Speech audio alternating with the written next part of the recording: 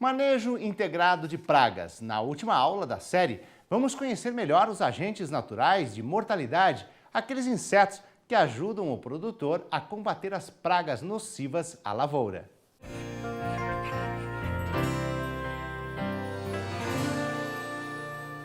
Bom, então, indo para a última aula, né, da nossa sequência de aulas sobre manejo integrado de pragas, relembrando o que a gente viu antes, a gente viu o que são as pragas, quais os problemas que elas causam, vimos também que alguns insetos e outros organismos são úteis ao produtor porque eles causam a mortalidade dessas pragas. Entendemos a importância do monitoramento, ou seja, do produtor estar no campo toda semana fazendo a contagem, fazendo a leitura das armadilhas, né? Porque é com base nessas leituras que ele vai conseguir acompanhar a população e determinar quando e onde ele tem que fazer alguma intervenção. Então, hoje a gente vai continuar vendo os princípios do manejo integrado, para que a partir das próximas aulas vocês, então, vejam na prática como fazer o manejo integrado no milho, na soja, no algodão e no sorgo. Então, nós vimos que o alicerce, né, dessa casa, dessa construção que a gente chama de manejo integrado, é o monitoramento, ou seja, o acompanhamento sistemático da população, e o monitoramento serve para indicar os momentos nos quais a população atingiu um nível crítico, né, que é o nível de controle, ou seja, o nível a partir do qual a população vai crescer a um nível tão alto que vai causar perdas aos produtores. A gente vai falar um pouco, né, mais sobre os agentes naturais de mortalidade, que são todos aqueles que a gente falou no começo das aulas, que são os predadores, os parasitoides e os entomopatógenos, que são organismos que o produtor deve adotar comportamentos que ajudem a preservar essas espécies. Por exemplo, usar produtos seletivos, não aplicar produtos quando não seja necessário, né? Então, tem uma série de atitudes que o produtor pode fazer para trabalhar, para preservar esses inimigos naturais. Então, primeira coisa, a gente tem que conhecer quais são essas espécies de inimigos naturais. Então, alguns percevejos, apesar de se parecerem muito com os percevejos que são praga, eles são, na verdade, úteis. Então, o produtor, se ele conhecer quais são as pragas e quais são os percevejos predadores, ele vai conseguir, na hora que fizer o pano de batida, saber, não, eu estou com X, um número X de organismos daninhos, né, que são as pragas, mas eu tenho, em contraponto, um número de organismos que são úteis. Então, ele pode tomar uma decisão levando em conta a população das pragas e das populações dos predadores ou dos parasitoides. Então, é fundamental que, antes de tudo, o produtor conheça quais são esses organismos. É importante também que ele use produtos que sejam seletivos, ou seja, que ele use produtos que não vão fazer tanto mal para essas populações de parasitoides e de predadores e de entomopatógenos. Quem vai dizer isso para o produtor é o responsável técnico, né? A pessoa que vai dizer ao produtor qual produto aplicar. Ele é a pessoa que tem esse conhecimento e vai poder realmente dizer, né, qual produto usar de maneira a preservar esses organismos úteis. E, em terceiro lugar, ele pode também usar nas entrefilas ou nos arredores dos pomares plantas que ajudam a manter a população desses inimigos naturais, né? Então, tem algumas plantas que os predadores gostam, então eles ficam, né, durante a entre-safra, eles podem ficar abrigados nessas plantas, né? Então, tem uma série de medidas para preservar essas populações de inimigos naturais. Então, partindo agora propriamente para a parte das ferramentas de manejo, até agora a gente viu, né, a parte de monitoramento, a parte de acompanhamento da população. Então, vamos supor, agora a gente vai partir para falar dos métodos, né, de manejo, os métodos de controle que são preconizados pelo MIP. O primeiro trata assim, chama-se métodos culturais, é o controle cultural de pragas, que são uma série de medidas que envolvem, por exemplo, a manipulação do ambiente, né? Então, você vai deixar as plantas hospedeiras disponíveis por um tempo, mas vai tirar essas plantas da lavoura durante um certo período para evitar, né, ciclos sucessivos da mesma cultura que podem levar ao acúmulo de inóculos, ao aumento da população de pragas. Entre os métodos culturais também está a época do plantio, então alguns cultivos devem ser plantados mais cedo ou mais tarde, porque isso vai dar condição favorável, né, ou desfavorável, né, para que a praga reduza a população. Um método bastante importante também é destruir, né, restos culturais de maneira adequada, porque aquele resto cultural ou aquelas plantas que sobram, né, as plantas espontâneas que sobram depois da colheita, elas podem também servir de hospedeiros para as pragas e aumentar a população, né, para a safra seguinte. Tem métodos também que são baseados em técnicas de poda ou de espaçamento, porque dependendo do espaçamento entre as plantas, pode criar um microambiente mais úmido ou mais fechado ou mais aberto, e isso pode favorecer algumas espécies de pragas e fazer com que elas aumentem de população. O segundo método de controle preconizado pelo MIP é o uso de variedades resistentes. As variedades resistentes são aquelas que naturalmente são, de uma certa forma, resistentes ao ataque por pragas, né? Então, a praga não gosta dela, não vai se alimentar daquela planta porque ela é resistente. Isso pode ser alcançado tanto por melhoramento clássico quanto por métodos do DNA recombinante, que são as plantas transgênicas, né? Então, quando o produtor optar, né, por sementes que sejam transgênicas para expressar uma proteína que seja inseticida, ele tem que tomar uma série de cuidados adicionais, porque apesar de não fazer mal nenhum ao ser humano, né, o produtor pode manipular aquilo normalmente, ele não vai ter nenhum problema se ele entrar em contato mesmo com a folha, não vai fazer mal nenhum para o ser humano.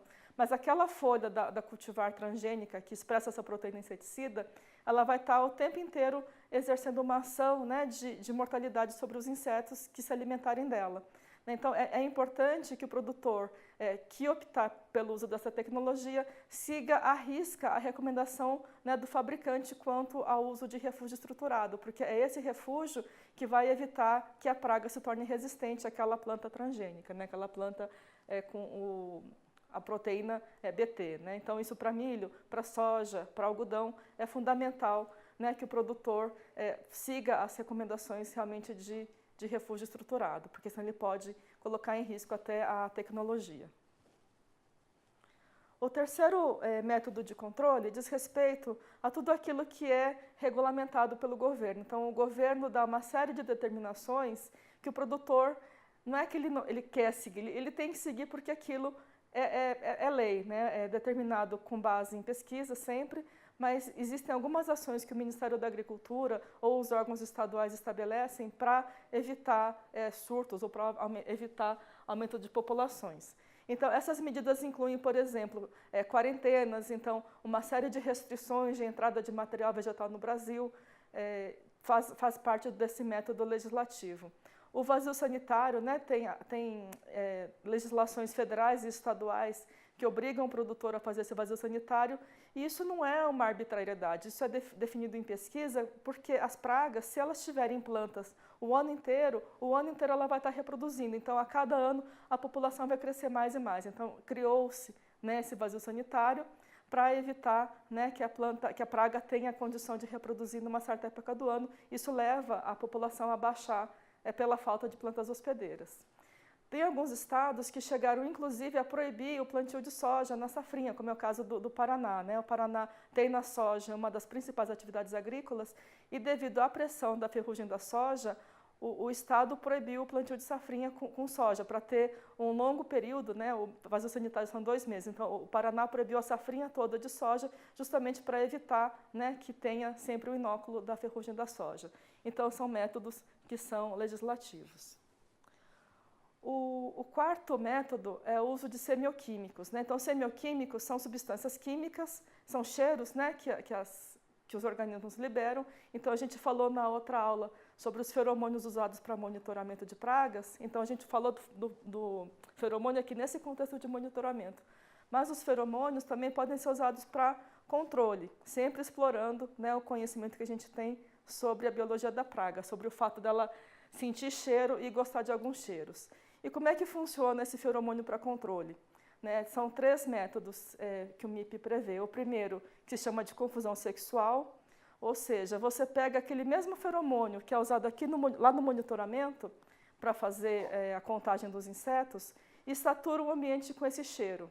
Né? Então, a hora que você pega e satura o ambiente da lavoura com o cheiro da fêmea, o macho não consegue localizar a fonte natural do feromônio, que seria a fêmea. Então, isso gera uma confusão e não ocorre o acasalamento, né? Então, não ocorrendo o acasalamento, não tem produção de ovos e a população acaba diminuindo. O segundo método de controle utilizando feromônios se chama de aniquilamento de machos. E ele combina o quê? Ele pega um cheiro que a espécie gosta, mistura com inseticida, e aí o inseto ele é atraído pelo cheiro e morre por causa do contato com o inseticida. Isso é usado, por exemplo, no controle da mosca da carambola, né, no programa de erradicação que existe no norte do Brasil. Então, pega-se o metilgenol, que é um paraferomônio, mistura ele com malation, a mosca é atraída pelo cheiro, entra em contato com o malation e acaba morrendo por causa do inseticida. E o terceiro método de controle usando cheiros, né, usando semioquímicos, é o de captura massal. Então, tem algumas substâncias que sejam ou feromônios, no caso do bicudo ou de alguns outros besouros, pragas de bananeira, que são atraídos em grandes quantidades para armadilhas específicas e eles ficam presos lá, aos milhares de insetos acabam sendo presos e isso acaba reduzindo a população no campo pela captura massal. Então, é usado também para moscas das frutas e alguns outros tipos de insetos. O quinto pilar, né, o quinto método de controle preconizado pelo manejo integrado é o controle biológico. Então, nós falamos que existe assim, uma infinidade de organismos que são predadores, que são parasitoides ou que são entomopatógenos, que atacam as pragas das plantas cultivadas e, por isso, a gente considera ele como organismos benéficos, né, para o ser humano, porque eles ajudam a reduzir, né, a população de pragas na lavoura ou no pomar ou na horta do produtor. E esses organismos, algumas indústrias brasileiras e também estrangeiras se especializaram na produção desses organismos em biofábricas, né? Então, ao invés de fabricar um produto químico, essas fábricas fabricam seres vivos. Então, eles produzem grandes quantidades de entomopatógenos, ou de parasitoides, ou de predadores, empacotam isso numa caixinha, no envelopezinho, e liberam isso, né, na lavoura para ajudar o produtor no combate às pragas, né? Então, podem ser predadores, parasitoides ou entomopatógenos. Então, essa liberação de inimigos naturais no ambiente, né, na lavoura, ou no pomar ou na horta, ela pode ser uma liberação de pequenas quantidades apenas para introduzir o organismo na área, e nesse caso a gente fala de liberações inoculativas, né, apenas inocular o organismo para que ele passe a existir lá e que ele passe a entrar em equilíbrio com a população da praga e causar mortalidade. Ou podem ser liberações de quantidades imensas de inimigos naturais, para daí tentar alcançar um resultado mais efetivo, assim, realmente de supressão populacional. Então, esse método de controle com liberações inundativas é feito em vários países, né, para controle de moscas das frutas, por exemplo. Então, liberam-se de avião ou de helicóptero quantidades muito grandes de parasitoides e isso ajuda realmente a baixar, né, a população de mosca das frutas, que são pragas importantes no mundo. Bom, e o sexto pilar, né, do manejo integrado de pragas talvez seja o mais conhecido pelo produtor, mas não é o único método, né, como vocês viram, para controle de pragas, que é o controle químico. O controle químico, ele trata assim, do uso de substâncias químicas aplicadas sobre a planta para tentar alcançar a mortalidade desses insetos. Então, no caso de inseto, a gente fala, né, em inseticidas, e a eficácia desse inseticida vai depender de uma série de fatores.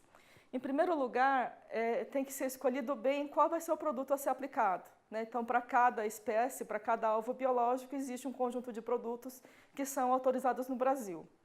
Quem vai dizer isso para o produtor é o responsável técnico dele, que vai, depois de ver os dados do monitoramento, dizer, não, realmente tem que ser feita uma aplicação, e ele é que vai dizer qual é o produto. Né? Somente o profissional que for na propriedade, que conhece a realidade da propriedade, que sabe o histórico de aplicações, é ele que vai ter o conhecimento técnico para dizer o que aplicar. Essa eficácia pode depender também, pode variar muito também, em função do uso de adjuvantes. Adjuvantes são substâncias que por si não matam, né, mas que quando aliadas a um inseticida podem promover uma duração maior ou pode promover uma mudança no tamanho da gota, né, uma adesão maior daquele produto às folhas, então isso vai também afetar a eficácia, né, da aplicação que o produtor fizer. De novo, esse adjuvante também deve ser usado sob recomendação também de um profissional habilitado para isso, né? Vai afetar muito também a eficácia da aplicação o momento, né? Então, como a gente viu que a população não ocorre o tempo inteiro, não é linear ao longo do tempo, se a gente tiver uma aplicação no momento errado, o produtor pode estar jogando dinheiro fora. Então, é fundamental que o produtor esteja monitorando para fazer a aplicação somente quando o inseto, né, a população do inseto, chegar no nível de controle estabelecido para aquela praga e aquela cultura. Uma outra ferramenta super importante que vai determinar o sucesso e vai determinar a eficácia da aplicação é a tecnologia que o produtor vai usar. Então, entre fazer uma aplicação com costal ou uma aplicação aérea, pode ter variações muito grandes de eficácia, né? Então, a tecnologia de aplicação também é um aspecto crítico que pode levar a maior ou menor eficácia daquela aplicação. E por último, o local, né? A gente viu que a população não se distribui de maneira homogênea no espaço, né? Então tem alguns locais da lavoura que vão ser realmente mais críticos para pragas, então o produtor tem que saber onde aplicar também para ele não perder dinheiro, não jogar dinheiro fora. Ele tem que saber exatamente o local da aplicação. Alguns aspectos importantes sobre o controle químico, algumas particularidades do controle químico, é que ele só pode ser feito, né, com o receituário agronômico. O uso de inseticida sem esse receituário é uma infração e o produtor que fizer isso está sujeito a multas. Então você tem que tomar realmente todo o cuidado de ter um responsável técnico que vá lá assinar, não, está sendo aplicado porque eu sou responsável, eu fui à lavoura e vi que realmente é necessário fazer isso. É importante também o produtor observar a carência, né, dessa aplicação, ou seja, o tempo que ele vai ter que esperar entre fazer a aplicação e colher, né, é o número de dias que ele tem que esperar, isso é a carência. Então, se o produtor não observar essa carência, a gente pode ter problemas de resíduos nos programas de monitoramento. Isso também é uma infração e quem é penalizado, de novo, é o produtor. É importante também seguir todas as práticas de uso seguro, né, para proteger a saúde do aplicador, afinal de contas são produtos que podem ser tóxicos mediante uma exposição muito alta, né, então tem que seguir também as normas do Ministério do Trabalho, né, quanto a esse uso seguro de agrotóxicos, né, de inseticidas, e tem também que observar evitar o uso repetido de substâncias com modo de ação parecido, né, para evitar que com o tempo os insetos se tornem resistentes. Vocês lembram que lá no começo do curso, né, a gente falou que os insetos são organismos com uma grande capacidade, né, de adaptação, né, e eles se adaptam inclusive aos métodos de controle. Então, eu não sei se você já ouviu falar, mas os antibióticos que a gente toma para proteger a nossa saúde, às vezes não funcionam, porque as bactérias se tornam resistentes, e os insetos, a mesma coisa, também podem se tornar resistentes a métodos de controle. E um aspecto no qual o Brasil é campeão no mundo é a destinação de embalagens vazias, né? O produtor brasileiro já sabe que após o uso, após acabar o produto, ele tem que devolver essa embalagem, porque aquela embalagem é um passivo ambiental, então tem que ser devolvido, né, no sistema que existe estabelecido para essa finalidade no Brasil. Bom, só para encerrar, no Brasil, tudo que for relacionado à aplicação de inseticidas, sejam químicos ou sejam biológicos, deve ser feito sempre com recomendação, né, de um responsável técnico, e os semioquímicos também, os feromônios usados para controle, captura massal, ou aniquilamento de machos, ou confusão sexual, também devem ser feitos sempre com o receituário, né? O produtor ele tem que ter um responsável técnico que vá realmente assinar por isso e dizer como, quando, onde e o que aplicar, né? Então, é fundamental ter o extensionista trabalhando em parceria com o produtor. Alguns conceitos importantes que o produtor já deve ter ouvido falar. O primeiro, sobre paisagens agrícolas, né, que é aquele conceito que fala assim: não adianta eu fazer tudo direitinho na minha propriedade, com base em monitoramento, seguir as práticas do MIP, se os meus vizinhos não fizerem também direitinho na propriedade deles, porque os insetos, eles não respeitam fronteiras de porteira, eles estão lá no ambiente, eles ficam realmente migrando de uma propriedade para outra. Um outro aspecto que é importantíssimo o produtor brasileiro ter em mente é que muitas pragas que hoje causam problemas em lavouras são pragas polífagas, né? Ou seja, são pragas que se alimentam de mais de uma espécie de planta. Então, uma praga do milho pode vir atacar o feijão, que pode vir atacar o algodão, e isso causa uma grande dificuldade, né, de manejo, ainda mais diante dessas novas fronteiras, né, que a gente tem observado surgir no Brasil. E um último comentário, na verdade um alerta, é que o produtor ele deve se entender, você deve se entender como parte de um sistema muito maior de vigilância contra novas pragas, né? A gente falou em algum momento que as pragas elas estão entrando no Brasil numa velocidade muito grande, né? Sem precedentes na história, e isso causa uma série de impactos. Quem é produtor há muitos anos sabe, né, que a helicoverpa não existia, que a mosca branca não existia, que a ferrugem não existia, e da mesma forma que essas pragas entraram, outras centenas de espécies podem vir a entrar. Então, cabe ao produtor, né, a tarefa, né, de estar atento a novas pragas, caso elas venham entrar, avisar realmente as autoridades competentes, né, para essa finalidade no Brasil. Então, só para finalizar, por que fazer o MIP, né? O MIP ele é muito mais do que uma filosofia, o MIP é um método de trabalho, é uma forma de gestão que tem vários motivos pelos quais a gente deve fazer. Acho que o primeiro, acho que foi falado em vários momentos, O monitoramento é fundamental para ajudar o produtor a reduzir custos, como? Mostrando quando e onde aplicar, né? Além disso, as práticas do MIP ajudam o produtor a proteger o meio ambiente, né? Ele ajuda a evitar o impacto, né, ambiental das aplicações desnecessárias de agrotóxicos, ele ajuda a proteger o ser humano e ajuda também a preservar as tecnologias, né, que existem hoje para manejo de pragas. Então, era esse o conteúdo que a gente tinha para apresentar por hoje. Espero que tenham gostado e a gente continue em alguma outra oportunidade. Obrigada.